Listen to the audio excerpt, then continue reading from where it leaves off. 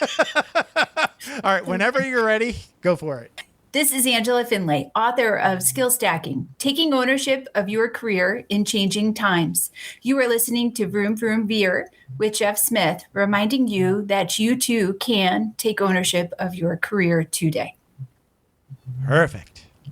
I thought I was going to add more, and then I was like, well, I'm going to overcomplicate this. Yeah. I got much better at that. It all worked out. Okay, let me hit stop. I'll be right back. Are you ready to thoughtfully steer away from your revved up, frenzied, and far too often scripted life? Then welcome to Vroom Vroom Veer with Jeff Smith, where he guides you down the road differently traveled by sharing unique experiences with guests who have managed to shift away from a life stuck on cruise control and veered their way into a more authentic and fulfilling one in all sorts of interesting and kind of remarkable ways. Get ready to Vroom Vroom Veer with your differently traveled road chauffeur, Jeff Smith. Gaul, thank you so much for being on Vroom Vroom Veer and welcome to the show. How's it going? Thanks, Jeff. I'm doing good. I'm having a good morning and already half of a good afternoon. See, there you go. You got this day wrapped up. You're killing it. Okay, so you're Megan Gaul. You're at partakemealplanning.com. So talk a little bit about what you're most excited about in your business today. Yes. Okay. So this past month was the first time. I usually do a one-on-one coaching for folks who have a weight loss goal. They want to do it calmly, compassionately, not in a drill sergeant kind of way. Sure. But I got really excited this month because I've been looking for a way to support people who aren't ready for that one-on-one coaching. Okay. And I've got it now. I have this little Slack community, and it's so nice Slack community. Oh, I signed up for a Slack community. Sign me up. It's great. Oh, it's great. It's so nice to use Slack for not an office job. It is so refreshing to use it for something that is like for fun. Yeah. So what we do there is we post our daily food plans. We stay accountable to those plans. We come back in the evening and check off how we've done. Uh-huh. We share meal planning recipes. We do a group coaching kind of class every week. And it just feels so clean and fun and supportive. So that's what I'm most excited about now. Good for you. Congratulations. Yeah, thank you. Yeah. Sounds fun. Yeah, I love it. Yeah, I bet. And sounds like the people that are engaged with the Slack community are enjoying it too. So good for you. Gosh. Yeah, they're so good. Okay, so let's get into this. So you weren't always a food coach. So where did you grow up? I grew up in Staten Island, New York, and here I sit still today. Oh, nice. Okay, gotcha. So what's it like growing up in Staten Island? I know nothing about it. I don't know if I have the quintessential Staten Island experience. That's okay. Because it's yours. It's mine. So my experience is I'm surrounded by like everyone around me is Italian and I'm not. That was my experience. Okay. Gotcha. So I went to every birthday party I went to was like for Angelina or Gianna Marie or right. Okay. Christopher, so you're in the Sopranos and you're like the not Italian person. Yes. Exactly. In the Sopranos, I was like, I think this is supposed to be unique and like different for most people watching it, but it felt so familiar to me, at least. Right. This is kind of like my childhood, except the killing part. Exactly. Oh, Lord. Yeah. So that's how it felt growing up, kind of a little bit different than some folks, but, and then in school life, I felt like a nerd. I felt like maybe an old soul, that kind of thing. Interesting. But always had a really good kind of small crew of really good friends. So if there was any bullying going on, I had my people to make me feel not alone in that. Bullying. Now I'm going to use that. Okay, good. Similar to me. I felt like a little bit of an outsider, nerdy kind of guy. Yeah. So were you the academic kind of nerd or like schooly academic, always wanted to get A's or not? I always did my homework. I definitely wanted the teachers to like me. Okay, right. That's for sure. Sure. And I think as time went on, I became more of a music nerd, more of a band geek. Okay. More of a, me and my friends like this music, and we don't like pop music. And Right. We don't like Right. Yes. Yeah, we don't dress in tight clothes and go to the clubs, Okay. We feel different from those. Nice. Yeah. So, and again, give me like an age hack. So what years were you in high school? I was in high school in 2000, let's see, born in 1990. So 2004 to 2008. Wow. Okay. I know. No, it's different. Yes. Well, we can compare notes. Yeah. I get it. Yeah. So like, I actually like, have you ever watched any of the old 80s like coming of age movies by John Hughes, like Breakfast Club or 16 Candles? 16 Candles. Ferris Bueller's Day Off. Uh-huh. See, I was actually in high school between 84 and 87. So those were actually pretty clean depictions of what life was like for a high school kid. Not this me. This is good to hear. Rich kids, dads had a Ferrari. Gosh. Oh, I love it. Those movies, and I'm married to a Gen Xer, and those movies hold a special place in his heart. Like Molly Ringwald was his first crush. Sure. And I don't even get it, When I look back now, we all we're digging on Molly Ringwald, and I obviously I don't know why. She had an effortless way about her and that red hair. It was that red hair. I guess. Yeah. Anyway, so good for you. Yes. So were you struggling, say, with weight issues already as a teen, or not? Because I would say it hadn't. Okay. It hadn't caught up to me by then, okay. but the seeds were there. So I would say I was struggling with the food. Okay. In that, at home growing up, I was, we were a very much like 3 square meals family, almost no snacking in between. Oh, nice. Okay. Yeah, which is good. The healthy, vegetables every day. Wow. Good for you. Yeah, and that's wonderful. It's a fantastic foundation. However, there was also a feeling of I don't quite have control over when I get food. So there was a little bit of if I, and it wasn't for anything harmful or negative or abusive or anything, but it was more like I knew that if I got food in between meals and was seen eating it, I would have questions like people, parents would be like, we're going to eat in 2 hours, put that away. Those kind of like oversight. And I'm sure you can relate. Other folks listening can relate. Yeah. And everyone reacts to that differently. But I think how I reacted to it was if I see something sweet at a birthday party, or if I go to, the restaurant with my friends, that was a time where I could get all that I wanted. And so it kind of created a bit of a scarcity and then overeating thing. Yeah. Okay. Can you picture it? Yeah. So like the Gen X version of that is, and this again, so this is kind of fun because you started it because you primed me by admitting you're not Gen X. Like it's a big secret. You don't look like you're Gen X. But anyway, like when us Gen Xers, when we were like pre-high school, even I would say, and then into high school, like a big event would be to say walk to these mom and pop stores. Mm-hmm. And, get as much candy that 35 cents would buy, and that was like a big deal. Right. But I never had money. Right. So any money that I might have had, I, probably stole it or something. My dad kept change on his nightstand. And like, sometimes I would go in there and sneak like 2 quarters or a dime and a nickel and a quarter or something, and then take that to that store and just buy gum or, whatever, usually I was going for volume, Yeah, I would too. Volume and like amount of salt and sugar, like the most salt and sugar I could have for the least amount of money. There you go. Yeah.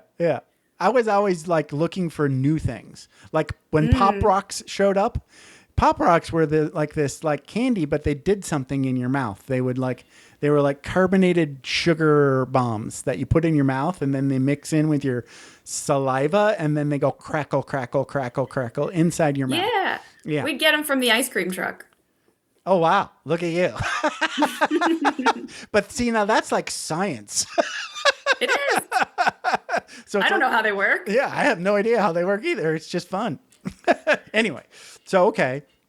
So, when I got married, I think this is a typical thing for dudes. I got married when I was 23 years old. And up until then, I never even thought about being, I thought about maybe being healthy, but I didn't think about my weight as a thing. Right. But then after I got married, I immediately put on I don't know, some you could see pictures before, after. It was like a swollen balloon. So there was some change. What were the habit changes from before marriage, I have no after marriage? idea. I think this is just a guy thing, to be honest with you. You can go Google it and just say after men get, and it didn't happen when I got married. It happened when I committed to get married. When I asked my wife to say, okay, let's get married. And then immediately I started putting on weight. I don't know why, but I still didn't care. It wasn't a problem until I started, I was in the Air Force active duty, and they'll tell you if you weigh too much. So what was that like? It was bad. It was horrible, to be honest with you. Eventually, then I remember, I think it was my third assignment. It became a thing where I had to think about it, and actually I got a coach. So one of my coworkers was a bodybuilder, and of course he was also into healthy eating. Right. So basically he just gave me this cheat sheet, and he said, you can't live on this forever, but this is your 1,200 calorie diet. Just eat this. You'll lose weight fast. And all I needed to do was make a weigh-in. Right. So, I did that, and it wasn't fun, but it worked. How long were you on that 1,200 calories? I don't know. Probably a month or so, maybe a little bit more than a month. Yeah. And then you made the weigh-in. Everything was okay. I made the weigh-in, and I didn't jump off right away because I knew so I made the weigh-in, and then I was like, okay, I don't have to be 1,200 anymore, but I can't just do whatever the hell I want.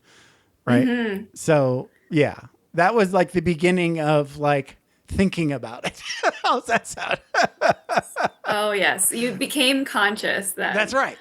It took it out of the what the hell's going on with this, Yes. Yeah. Oh, that's kind of I feel like that's not an uncommon experience. Having that a first wake up shock call. of Yes. a wake up call, and then kind of following that up with a pretty restrictive, you find the first information you can, you want to get it done fast. Right. And then you can get it done, especially that first time it works fast. Yeah.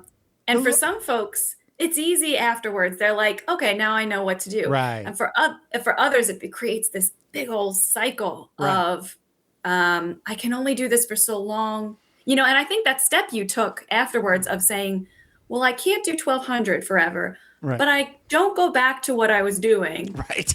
You found a middle ground. So clearly you found some kind of middle ground that was helpful. I'll say this, being in the military and having that random weight check. So there's scheduled weight checks and there's random weight checks that can just happen anytime. That was again, it was not a thing and then suddenly a thing. Right. It's kind of like bowling. Being in the military is like bowling with the gutter ball racks up. You can only screw up so much. That is a great analogy. You're right. Because it's an environment where you've got these guardrails, these a very strict routine often that keeps you within.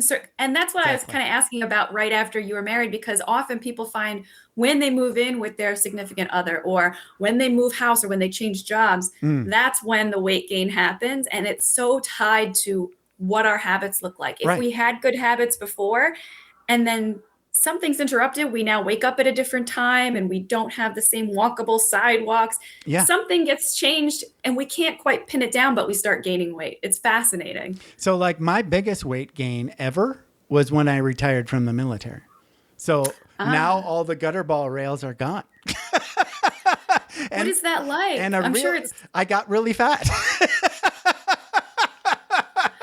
Like, so like, that's when you kind of like realized like, you know, cheeseburger and fries is, you know, really fun to eat, but you know, you got to take them in moderation, you know? Yeah. You know, it's almost like every day's a party. You know, it was bad for me because basically I took my uniform and put it in the closet and then bought a bunch of business clothes, changed offices, and I was with my buddies again. Right. Yeah. Yeah. So it's like I can go to, you know, Island Burger every day if I want to for lunch. And that's cool. I have a lot more than 35 cents now. And I don't have to worry about getting busted on my way in. You weigh what? That's right. Who cares? So I'll say this. I was just fat for a while and I liked it. And then after a while, let me see if I can get into the story. Well, let's get into your story and I'll share my story as things come up.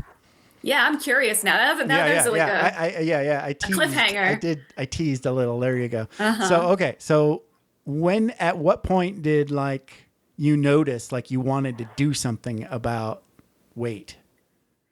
Yeah. So, or eating, I should say, really. I would say it was about middle of college. Okay. But I don't think I was successful until I was 28, 29. So okay. I'll give you a bit of, you know, fleshing out of that.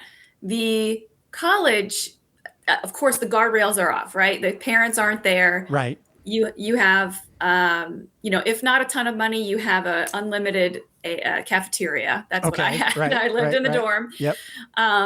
So very quickly, I was able to, for every meal, eat as much as I wanted. So that created probably the freshman 40 for me, like freshman 40, freshman 45. Got it. Okay. Yep.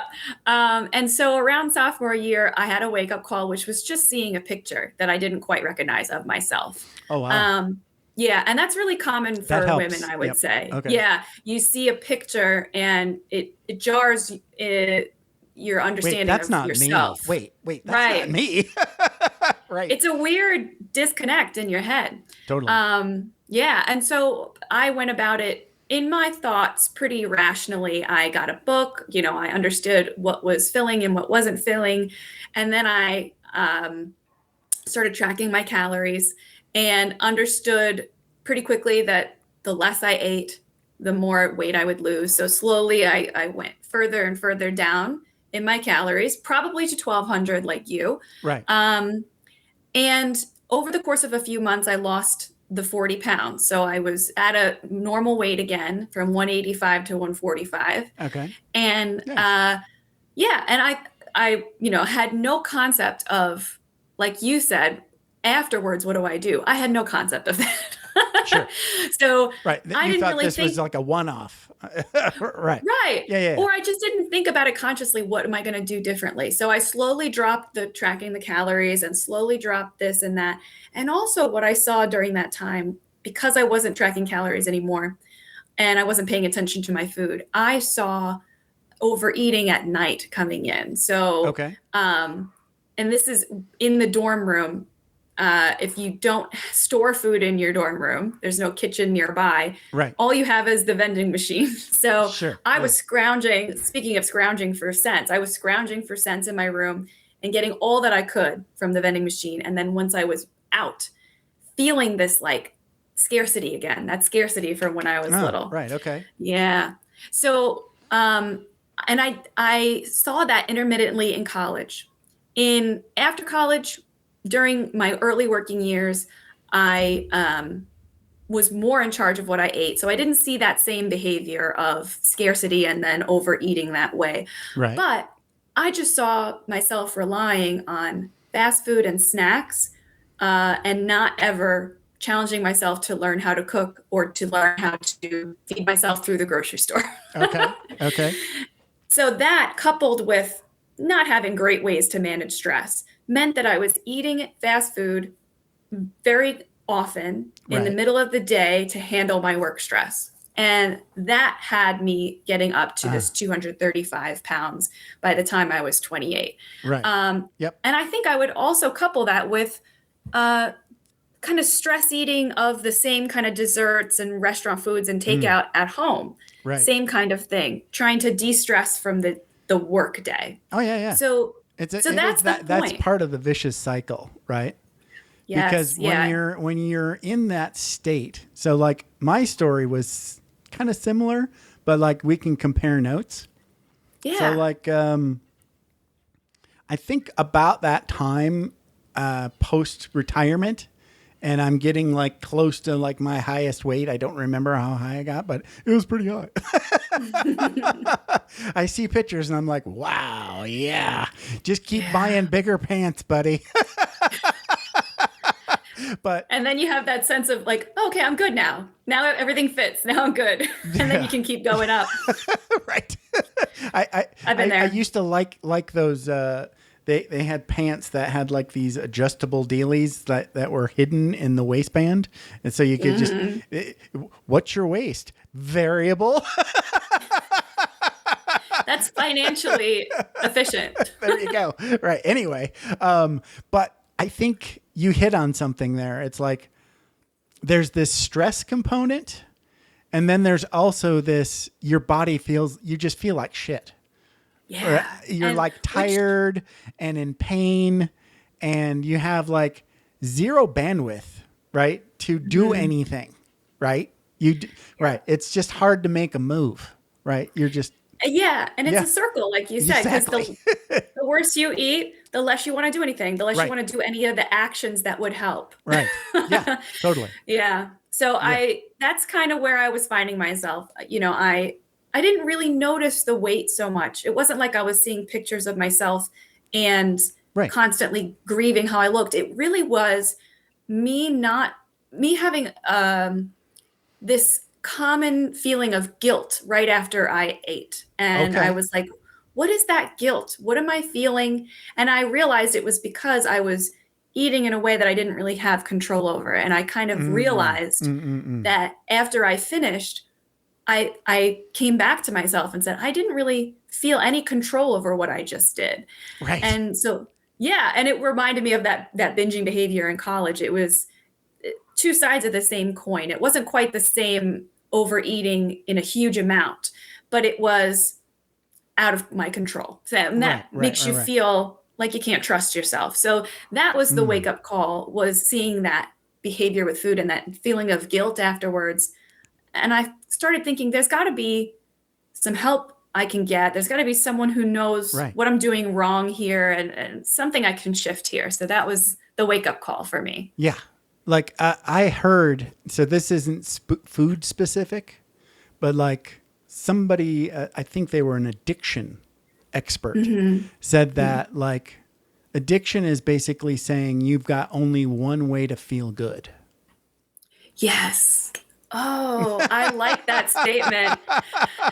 See, that's brilliant. I never usually like to call it, I never self-identify as someone who was addicted to food because I had this sense of like, it's not quite the same. It doesn't you don't have a withdrawal from, from food. Right. But, and I still I don't call myself addicted, but I think that you can treat drugs this way. You can treat food this way. You could treat gambling this way. Yeah. And scrolling on Instagram. You can treat it that way too. Right. Yes. Yeah. Totally. But it all comes back to that same thing of there's something about my current reality, whether it's stress or overthinking or stress something is about, huge. There's something about myself right now. I don't want to be here. And the food was a way for me to just shut that off for a second and just, numb out. So that numbing out was how I was using it. And I'm sure a lot of people can relate to that. Yeah. And it's hard to tease apart from when you're eating for fun social reasons and eating for, normal fuel. It's hard to tease all that apart. Whereas with drugs, you can always tell, like, I did the drug. That was not what I wanted to do. Yeah. Yeah. True. True. Yeah. I Yes. drank the alcohol. That's Right. not what I wanted to do. Right. With food, it's harder to tease apart. Right. Well, I don't know. Maybe I don't think you it's harder can. to give up or it's harder to fix. Like I think if I but go it's harder have like a whole lot of wings and fries, and I could have had, something, really tasty, but not so crappy. Yeah. So like I still love junk food, right? Me too. Yeah. The thing is most people like out there in the world and think, geez, I'll never have my good food ever again. You can, just not so much. My heart sings to hear you say that because it's true. And that's one thing that helped me get started with weight loss and with changing my relationship with food, because I was stuck in that thought of, well, I can't do anything because then I'll have to give all this up. And it really, like what you said, it was the only thing I had to solve and cope. It was the only thing I was using. Right. And so to think about giving that up, you feel like your life is going to end because like I didn't have any other ways to feel better. So it would have helped me so much to hear. And it did help me to hear, I don't have to give up this junk food that I love. I don't have to give up Cheetos. I don't have to give up peanut butter, Reese's peanut butter cups. Bear claws, whatever. Bear claws, absolutely. So reassuring to find different ways to fit those things in and not feel like they're solving your emotional problems. And therefore you can eat them with more gusto. Calmness. Yeah. You can enjoy it more when you're eating it for its own sake. Guilt-free. Yes, guilt-free. Exactly. Yeah. So it took a lot of learning about portioning and kind of structuring my day in advance. So I didn't let those individual stressful moments get the better of me as I was making my food decisions and slowly losing weight over time. So for me, I came at it sort of like from I just feel like shit, like tired. Like, I think it was one of the first things was I was trying to brew beer with some people that I was working with, and they could stand up for 3 hours and that didn't bother them. Right. And if you were comparing yourself, and they're both older than me, and I'm looking for a chair after 5 minutes of standing. I'm like, yeah, that made you think. I'm not doing something right. That makes me think of this idea of like how I started to think of my weight loss over time was I was noticing that I was saying yes to more activities. Right. Totally. Like something that would take standing for 3 hours at 235 pounds, my thoughts were like, I don't want to do that. Right. No. No, thanks. I'm not doing that. Right. And that's one of the biggest differences I see with myself now, 7 years later, that like any activity that feels like I might be interested in it, I want to say yes. It doesn't matter if they're standing or hiking or climbing or, you can move. I can move. You can move. Or maybe even like getting from terminal to terminal in an airport. Like that's what the changing my eating habits did for me. Like it helped me say yes to more things. Whereas before I was saying no and kind of shrinking my life. I don't know if you saw that too. Yeah. Totally. Yeah. Like, I remember like my wife, Freudian slip. Anytime she just loved, outlet malls. Right. And me too. Who doesn't like a good deal? Right. But like the thing about outlet malls is like, there's not a lot of seating. So, you're committing yourself to a lot of walking, and she could just go, right? She's not nonstop walker, right? Betty Crocker. And I could not keep up with her. It's just too much pain. Ow. Oh my God. So that, again, it's the same story, but different symptom, it's like eventually I had to start asking people, what am I doing wrong? Yeah. Yeah. And the other, the kind of nice side of the coin is that even before you reach a goal weight or a healthy weight or a normal weight, Right. even before then, you notice improvements in things like that. Totally. Even Yeah. if you're 2 months in and you've been eating, in a way that supports you, makes you feel good. Yeah. Then you see, it feels better to walk around that. I had clients who told me they used to always drive into the city, into Manhattan from Staten Island. And, if you know anything about Staten Island, we have a ferry, and it takes a while, and it takes some take the train to the ferry and take the ferry to the next train. Okay. Right. It's a lot of steps and walking up and down. And so you're getting a lot of steps. Exactly. And so she said she would always drive in over the Verrazano and over the bridge from Brooklyn to Manhattan. Okay. And then she started, once she was a few months into her weight loss, she's like, I now am doing the public transportation. I'm doing the ferry, like a real New Yorker. I'm doing it again. She was so proud of herself. And I was so proud of her, because it really makes you feel like, no, I can be active. And she wasn't near her goal weight yet, but she had already seen that improvement in her life. Yeah. Yeah. So cool. I think when I found the solution for me, it was a long journey, but first I started out, I saw this movie about this guy from Australia who reminded me of me. He was fat, sick, and nearly dead or something, but he was really rich. And the way he came at it was he just started juicing a bunch of veggies. Mm-hmm. And so I went and got a juicer. I was like, screw it, I'm going to try something, Did you get the Jack LaLanne juicer? No. I have one in my basement.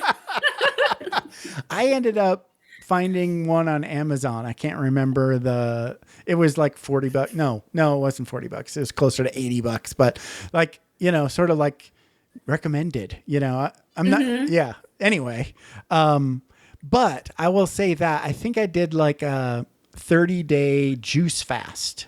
Mm-hmm. So that's where it had a whole bunch of things, but there was a couple of days where you were only eating juice. Mm-hmm. Which is fine. I mean, you get a little hungry, but it's not a big deal. And then the other days you're just eating mostly just veggies. Mm-hmm. Right. And fruit. So what did you take from that? It sounds like it helped you get started. And then after that phase of the 30 days, what did you learn from that, program that you did that helped you go forward? I would say I didn't learn much at the level of thinking about stuff, but what my body learned, I felt a hell of a lot better. There's nothing like that learning, the experiential learning. Exactly. It's well, that was definitely better than what I was doing before. So there's something to this. So I don't remember exactly what it was, but I think the web page for this feast or fast or whatever. Yeah. Juice fast. Mm-hmm. It was okay, now that you're done with the 30 days, here's a recommended diet scheme, right? Mm-hmm. You should have this much fruit, this much veggies, have smoothies or juicy juice as you like it, make the ones you like, that kind of thing. Mm-hmm. It turned out that that's a lot of work, especially the juicing part. Right. Yeah. Yeah. And it's messy. I had to land on, I ended up landing on green smoothies instead of the juice. So I got rid of the juicer, got a nice blender, and now we still make green smoothies. When I discovered the green smoothie, it's you can get almost all of your veggies really quick. It's so nice. You know what my version of that is? And I think everyone finds their own version of their way to get more veggies. Right. Mine is I started making a dense bean salad on every Sunday. There you go.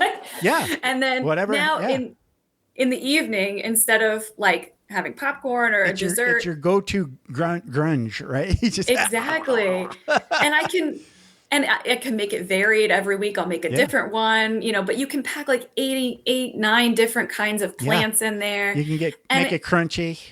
Yeah. And it tastes really good because it's got a zesty dressing of some kind.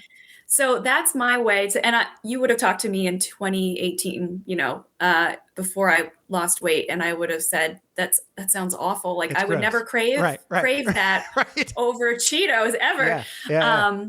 But like you, I kind of taught myself through experience. Like over time, I know that these things feel really good now. Right.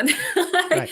I wouldn't tell myself to do that at the beginning. It's hard. But it's hard. Yeah. The fat guy just thinks like, if it hadn't been for the reboot of Juice, right? And then it's like, have you ever had like a time where you're binge drinking way too much, like in college or something? And then through circumstance, you just stop drinking for like a week and you go, wow, why do I feel so much better? It's like that. You have to, you know why? Because you have to give your brain evidence. You know, There you go. don't Exactly. You can't just tell yourself, I got to do something better now. Like you can't just say out of the blue, I'm going to make this big change. Your brain kind of needs evidence in order to make a behavioral change. Yeah. And there's nothing that I feel that there's nothing harder to make a behavioral change about than all your eating and movement habits. Right. It's very difficult. So the more you can give your brain evidence that doing that feels physically better, the more successful you're going to be. Yeah. That, I just learned something new that I've implemented. And to be honest with you, I didn't think it was going to do anything, but it actually helped. Right. So this is like one of these, you don't know if you want to believe it or not, but I'll go through it and then you can comment. So cool. The first one was what they say, like optic flow. Have you ever heard of? That means like the world going by when you're walking. Optic flow. Yes. I know it's the dumbest thing ever, but okay, great. Optic flow, whatever. You go with it. So basically this is like you're getting up, you're putting your Bluetooth earphones on, you're playing your favorite podcast, and you're only committing to walking 100 steps. Right? So if I really don't feel like walking, I'm just going to go to the mailbox, check mail, and come back. Like the weather's really shitty. I'm just going to like walk 100 steps, literally. Right? So like 100 steps is just sort of like the smallest amount of steps that you make, that makes the thing sound easy. Right? Yes. You can do like more than 100 steps. That's okay. But 100 steps sounds like, okay, geez, I can't walk 100 steps. Right. I love this so much because this is what I do with clients. Right. Because there's this, what you've described is kind of the solution to all or nothing thinking, know? Right. The all or nothing thinking is what causes us to do the hard diet, the 1,200 calories, the juicing only, do that for 2 weeks and then fall off and go hog wild on the cheeseburgers. Like that's the all or nothing is what creates that. But what you just described is instead of doing the walk that I normally do, that preferred level of exercise, I'm going to still do my movement habit, but I'm going to take it down to an easy level. I'm going to do 100 steps and that's my minimum. And I've still checked the box for taking care of my health today, but I'm not on the all or nothing. I scooch down, but I'm still taking care of my health. Yeah. And you've reinforced the habit. Yeah. Yes. It feels so much smoother and like the inertia is still there for you. Whereas if you stop altogether, you have to now get this big boulder rolling again of what you were doing before. And if you've ever pushed a big boulder, I don't know if you're Sisyphus. Nice. You know how hard it is. Well done. Thank you. You know how hard it is to get it started again. Yeah. So it's nice to just keep it rolling slowly. Don't stop it altogether. Do that minimum habit. Do those 100 steps. It's so much nicer for yourself. And it keeps you consistent. Right. So there was like other things that went along with that. So like, let's see. So the whole point of these 5 things that I'm about to list off. So the optic flow, right? Mm-hmm. And then what was it? You're supposed to get a minimum of 10 minutes of morning sunlight, right? Something to do with like the angle of the sun in the morning, and it resets your body clock. Circadian rhythm, right? Which, really hard to do for people that have a job. I get that. So, if you can't, I don't know, do something else. Turn on all the lights in the house. Look out the window in the office. Look out the window. Look out the window. Whatever you can do. Find the easiest thing you can do. I did a 10-minute meditation. There was a couple other things that I'm blanking on now, but all of these are supposed to set up your cortisol level at a like, you don't want to start banging. Like, the first hour of your day shouldn't be like email and everything that you've got to start stressing about, right? It's kind of like a gentle morning, like only Spa Channel on Sirius, right? Keep it all real light, and it works. That actually does work. What do you see after you do that kind of thing? How does it make you feel, better, more? What does it do for you? I think just less anxious. Yeah. But it feels like I weigh less. How's that sound? I'm not checking. That sounds anymore. great. But, every once in a while I go, I think maybe I went down a cup. My boobs look a little smaller today. Maybe. I don't know. You know what? All those things you mentioned, they seem to have something in common to me. And what they have in common is they kind of keep you grounded in your body and be aware of your body rather than in the really quick hamster wheel. Right.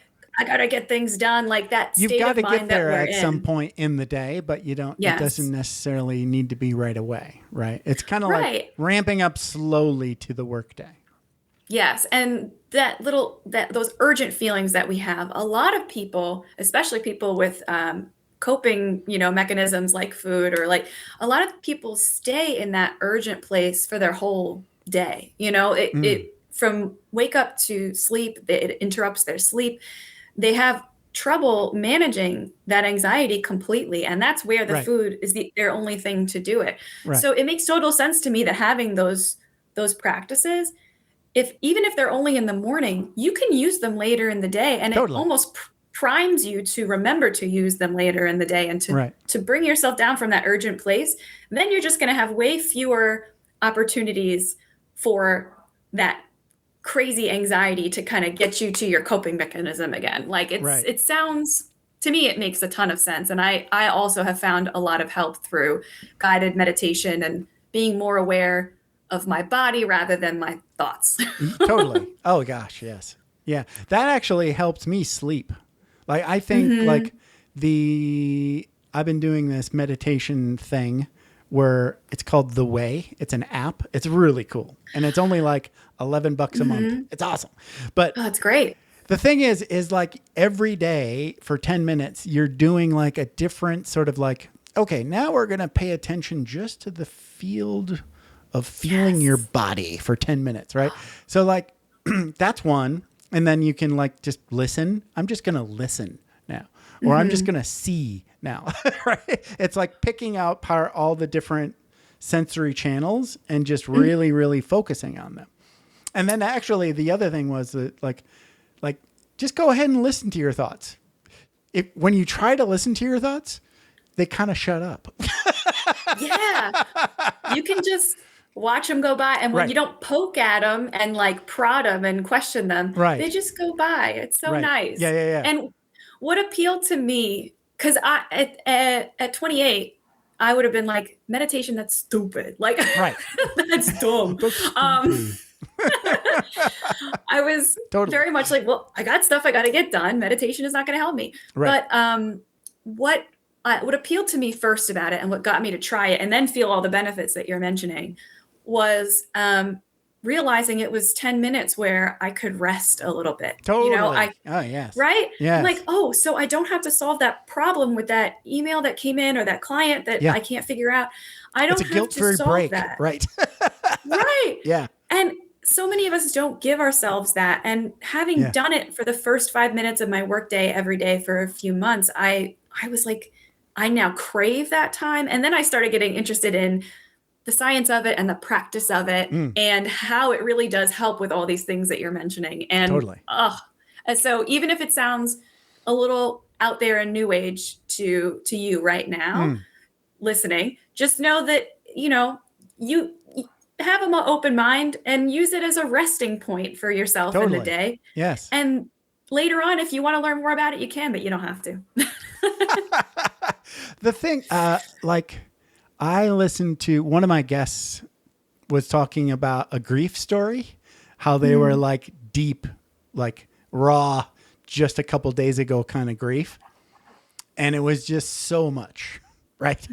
And the thing about like, and I just went through this too. My father-in-law passed away in 2025. It was a whole lot. I mean, there's just so much, right, that you've got to do.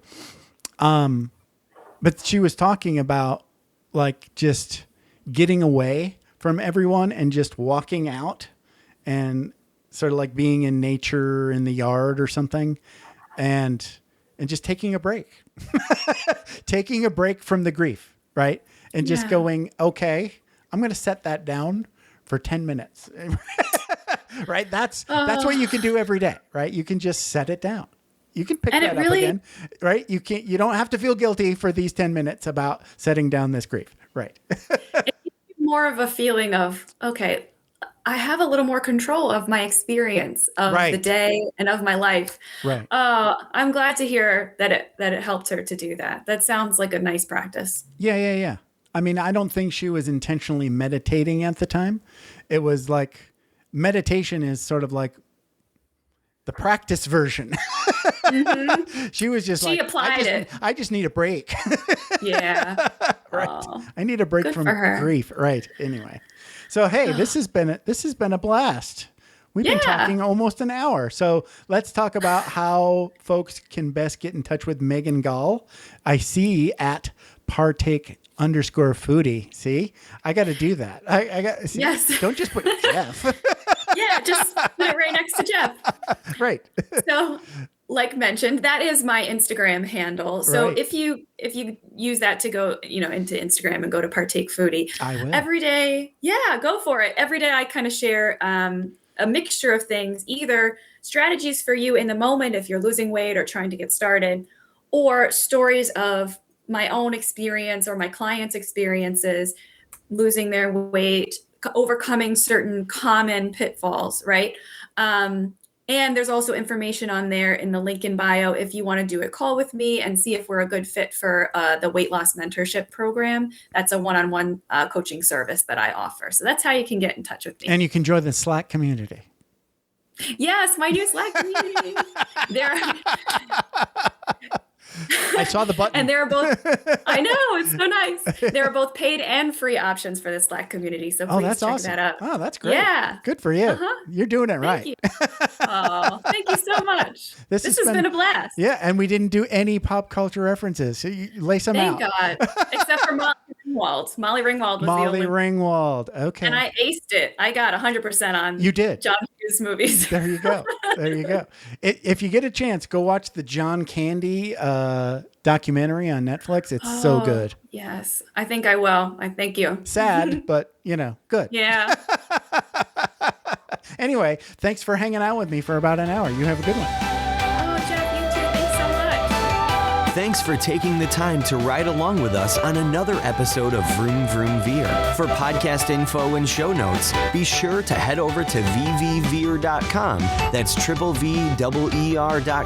Man, that's fun to say. And we'll catch up with you next time here on Vroom Vroom Veer.